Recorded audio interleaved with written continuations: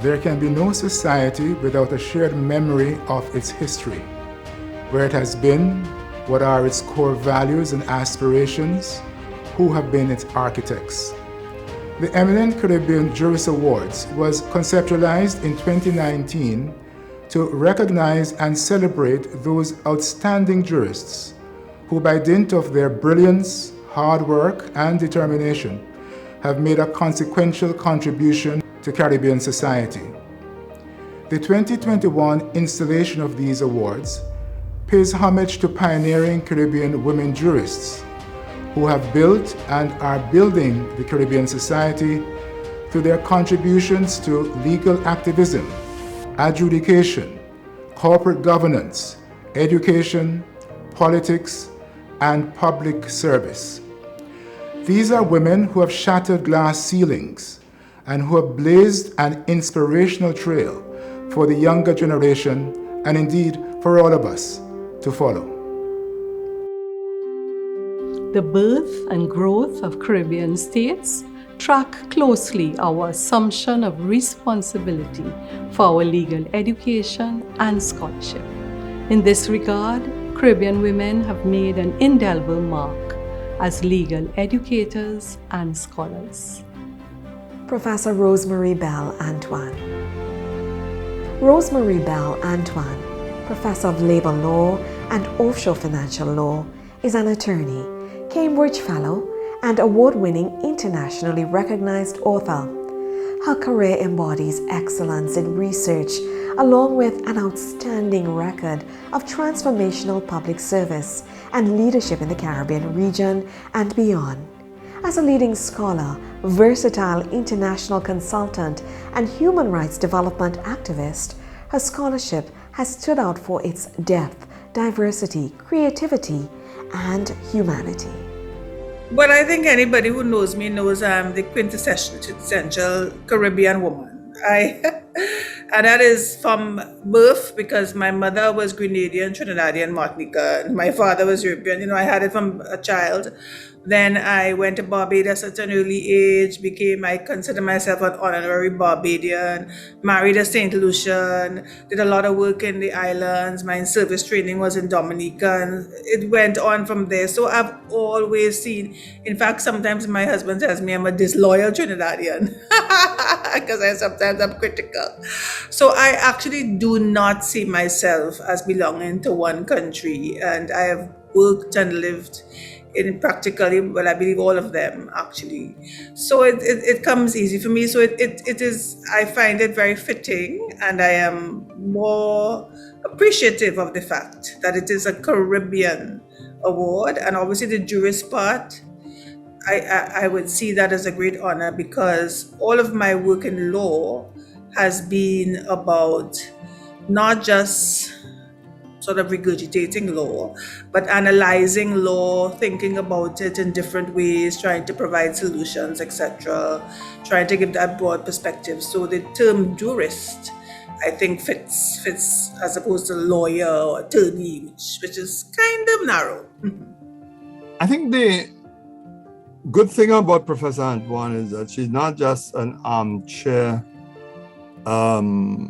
intellectual. She breathes life into what she believes and she practices. And I think that philosophical outlook can find expressions, first of all, in what she writes, how she writes, and the conclusions that she reaches. And secondly, the causes that she champions as an activist and as an academic. Well, in terms of my professional career and consultancies and so, I think I might be the only legal academic and one of very few lawyers who I see myself as multidisciplinary. I always thought of myself as being born in the wrong time. I thought I should have been in the Renaissance times, because I think I would have enjoyed doing all of these various disciplines and fields of study, because I paint, I like, I have this artistic thing. And even in terms of the intellectual activity. I liked science. I was a science student. I did special maths, but I liked history. I liked literature. I couldn't choose, so I always liked all of these various things. Interestingly, I see that is what is now happening in the world of business. We are moving away from the specializations. I used to worry about it when I was younger, that maybe, jack of all trades kind of thing. But they've actually dovetailed nicely as I matured as a professional. When I look at an issue, when I look at a problem, I see many facets of it. So I think it's just really me, it's my life, it's my personality, and it just sort of comes through, it flows through everything I do. Very early on, she emphasized a lot of social causes in her writings. She wanted to touch law that basically reflected the lives of people and the issues that people faced on a daily basis. So she was one of the first Caribbean intellectuals that focused heavily on the death penalty, although that particular interest arose out of a stint she had in the United Kingdom while a student at University of Cambridge. Then, if you notice that in recent times, she's spent a lot of time researching the plight of women who are prisoners on remand.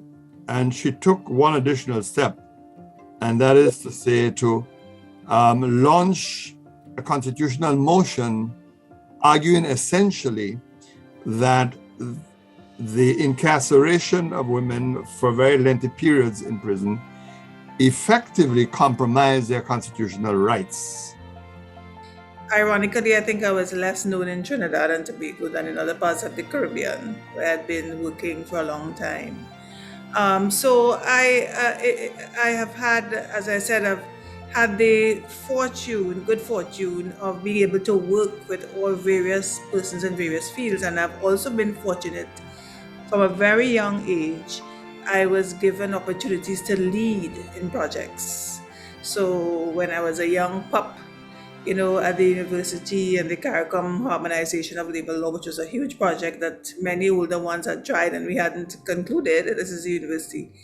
My former dean remembered that I was a labor law specialist and I loved labor law, and I gave that to me and I did that. And from then it sort of, it became, that itself was a formation for labor law in the region. But from there, I was always fortunate to somehow get asked to do these sort of legal projects, but which have so many different facets to them. She, in later life, went on to become a jurist while she served with other colleagues from the Caribbean and Latin America. She focused on championing the rights of indigenous peoples and trying to make a connection between their constitutional rights and, of course, the protection of their indigenous lands and indigenous environment. In addition to this, of course, she also focused on issues that were unpopular, the plight of Haitians in the Dominican Republic, and was brave enough to have interrogated an issue of racism in the United States. I mean, it's almost unknown of that the OAS Human Rights Tribunal looked at issues in the US, but she did so that, in fact, she was a living example of what she wrote, what she preached, what she practiced. I feel very touched when I am able to do that I'm able to reach quote unquote ordinary man and woman in the Caribbean as opposed to a lawyer or a law student. And I feel that somehow I'm making some sort of contribution. For me, when I think about myself, I think about myself as a creative person. So although I am into the law primarily, that to me is just a tool. I still see myself as essentially creative in everything I do. So that I know these days we say innovative, but I still like the word creative. And perhaps the fact that this is about pioneering women, or in terms of the jurists, I feel that is very appropriate for me.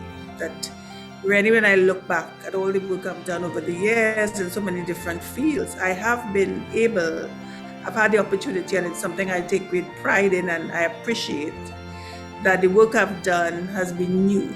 It hasn't been something, and it has been able to solve or lead the way. Sometimes people don't know that I've been doing it in the background.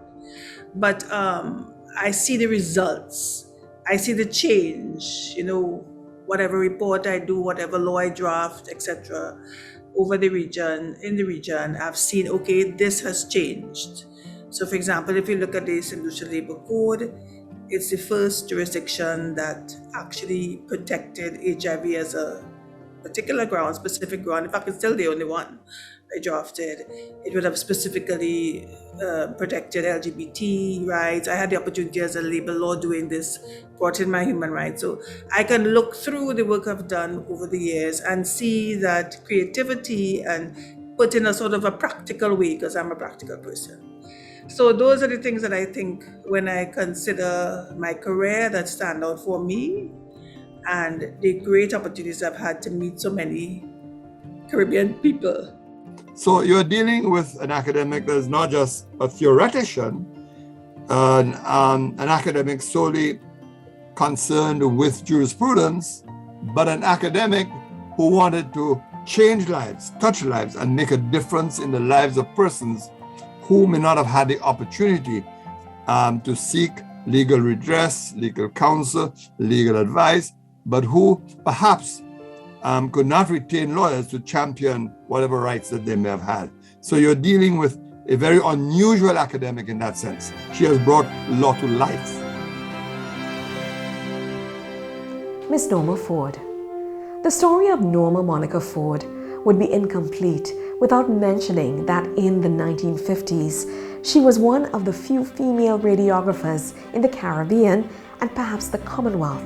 Now in her 95th year, she wishes to be held in public memory as a woman who learned early what she wanted and was capable of, and who was prepared to work for it to the absolute limit of her energy and ability, and thus claim her achievements as the fruit of her intellect and labor. Generations of Barbadian children remember her as Auntie Monica, the fun-loving host of a weekly children's program. In 1970, when the Faculty of Law of the University of the West Indies opened its door to its first class, Norma changed course. An avid and brilliant student who continued to work in media while studying after graduating, Norma chose the path of an academic and law lecturer at the Faculty of Law, where she remained for the rest of her working life. Chair of the historic National Commission on the Status of Women, in 1976 the Forde Commission heralded the beginning of almost 3 decades of intense public service for Norma Forde. Well, 2 things about Norma. She is a strong academic. She's known for her academic ability. She's known for her broadcasting skills. But she had a very warm, sort of fragrance, as I can call it. Very much, you're sort of swept up into the whole of Norma, the clothes and the jewelry and the very, very particular ways of doing things, and her voice. And she had this very red, short cut. So she was very, very sort of iconic.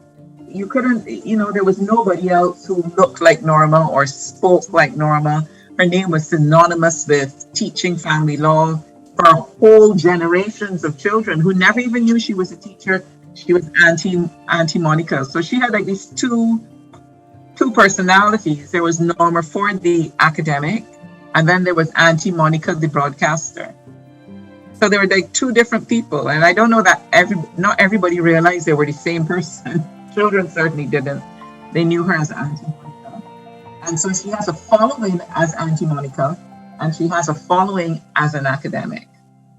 It's been difficult in the last 2 years because we've been under lockdown. She's been unable to move about as she would want to, and she's a fiercely independent person. She's also extremely private. You won't find anything online about Norma. There is nothing. she just really is a marvelous person, quite inspirational, Somebody who decided early on, I am not going to be this kind of woman that people expect of me. I am going to be the kind of woman that I want to be. And she decided that early, and she did it without a lot of fanfare or drama. She just lived life according to her own terms. Monica was brought up where she was expected to get married. She went to one of the best schools, well, the best schools, not one of them, but the premier school. It was understood that she was being educated to be somebody's wife. And as she said very early on, she was not about that at all. And she had an interest in science, and she just didn't understand why she wasn't allowed to do what she wanted to do. But as she said, she was a very sort of amenable child. She was very obedient. What her teacher said to do, they said to do modern studies, so she did modern studies. She had an interest in reading scientific literature. She did have an interest in law. I think she realized that she had quite an agile mind, but there was nothing around her that was encouraging her to move any further than going into the government service or being a teacher or something like that. So I think she had a sense very early on that she was feeling thwarted in what she wanted to do, and she was always looking for opportunities. So she knew she wasn't getting married, so that meant that she had to work to support herself. It's interesting. So she did what was the best thing. She applied to government, and she was willing to work anywhere. She didn't choose radiology. She just went where she was sent. But then she found, again, she had a scientific mind and she had an aptitude. And I think from the point that she realized when she went to England that her brain, as she said, worked just as well as any man's brain that she had suspected when she was at school, she figured she could just do whatever she put her mind to. And what was more, she could do as many things as she wanted to at the same time. And she really wasn't afraid of that kind of work. She's very, very, very agile mind and really physically very active and limber in all her ways, able to stretch herself. She's known in Barbados as a broadcaster first and foremost. When people think of her, they connect her with broadcasting. So I think she was there, and then the faculty opened, and women, herself and Excellency Dame Sandra Mason, who is our Governor General right now, they went into the faculty as the first women from Barbados in the faculty. She did it because I think her mind needed constant stimulation. She's not the kind of person that can just sit and do one thing. Her mind needed that constant stimulation. And it was there, and there's where she went. And she found it interesting from day one. And my senior, when I was in private practice, he said she was absolutely the brightest woman he's ever met, one of the brightest people. And his view was if she was going to be so good at studying, he was just going to tag along and make sure that he got some of the,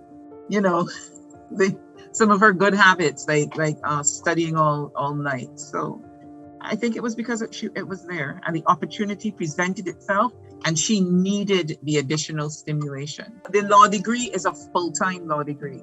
Nobody else was working. No one else was working.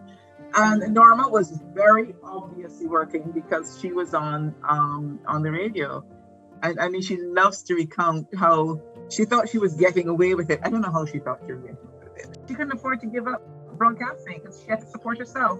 She wasn't married. She didn't have a government job. So it wasn't like if she was on leave. It was the government TV station, but it wasn't a matter of it being in the civil service where you could get leave. It's a statutory corporation. So she had to keep on working. And her program was very, very, very popular. So she just continued to do it. She could also do it because of that huge capacity for work and because of her ability to work throughout the night. She is a real night owl, and she starts to become alive late. So she was able, even if she missed classes, and was able to schedule her work around working at the station, she was then able to work out, right through the night to get her work done. She did the law degree and she decided that she would become an academic again because, as she said, well, if I went to law school, who was going to support me? I don't think she was ever interested in doing law as that sort of practical career. She was interested in research. She did a master's right after her degree at the law faculty, and she did it in family law. And I think that's where her interest really was peaked when she started to realize the grave restrictions that women labored under in every area of the society: religion, education, social services, employment.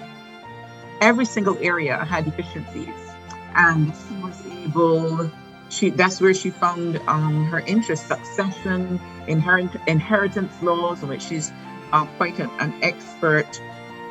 When you think about Barbados and the role of women and how forward-thinking our legislation had been, I mean, for quite a long time, quite far ahead of most Caribbean countries, it was due largely to that Forde report. She was the chairperson, the chairwoman of the Forde Commission, the commission that bore her name.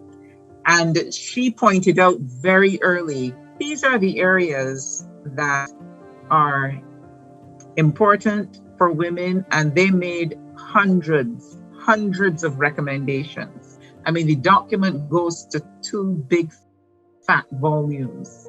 Not all of the recommendations have been actually enacted up to this date, but the majority have been. And in those recommendations was changing the Succession Act, which we did, changing the Maintenance Act, completely new Family Law Act. A lot of it dealt with women and employment and their access to capital, their inability to get loans. A lot of it dealt with social services, with maternity leave. That Forde report was a watershed for us in Barbados because it provided, it really gave people an understanding of how women lived in Barbados.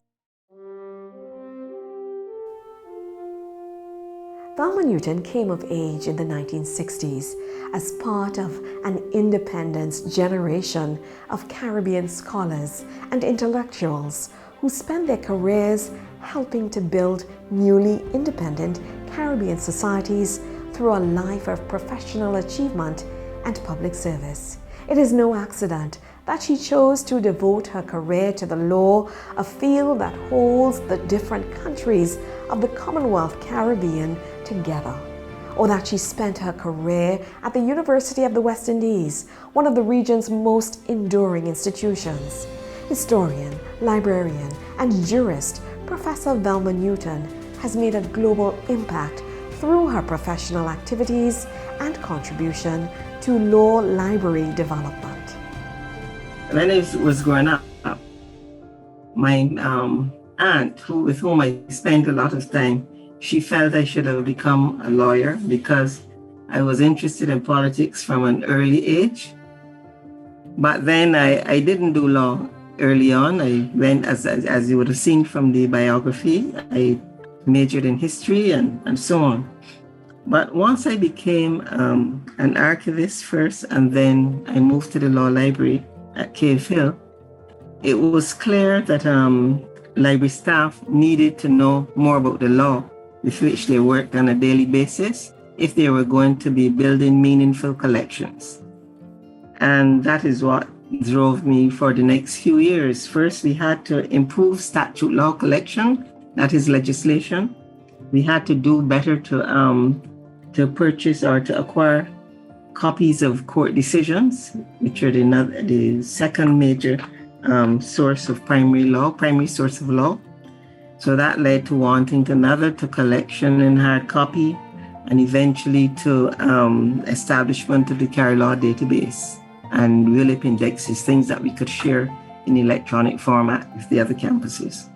All of us do not have the same drive, but the tools that I left behind in the law library, if their development is pursued with the same diligence that I applied, should serve the region as well as we were serving it a few years ago. Well, my earliest memory of her traveling was when she went to do research when I was little to Panama to do the research that ended up completing the book, which was her master's thesis. And over the course of my childhood, we traveled across the Caribbean with books by C.L.R. James, Walter Rodney, Eric Williams. A lot of my copies of those books were her copies that she used at university. And I grew up with those. Like, I don't remember ever not knowing who Walter Rodney was. I think her early career and her early learning as a historian of the Caribbean has really informed her commitment to a system of regional law and to the integrity of law across the region. So there was a real sense of a generational mission. And I do think that she's probably right that there's not the same, that same motivation. Well, I thought it was wonderful that she's being recognized by the peers who mean the most to her. It is timely because so often the contribution of women in most spheres of life, I wouldn't say it's forgotten, but sometimes, and especially in the legal profession. I'm not a young person anymore, but I still feel that we need to do a bit more in terms of reforming some areas of the law in the region. That now that a female and one with the reputation of the current Secretary General is in place at the CARICOM Secretariat, that more of these initiatives will be taken to fruition. I think it is timely that the role of women, not just as legislative drafters, but as politicians and whatever areas to which we've contributed should be recognized. So I think it is a good initiative on the part of the CCJ.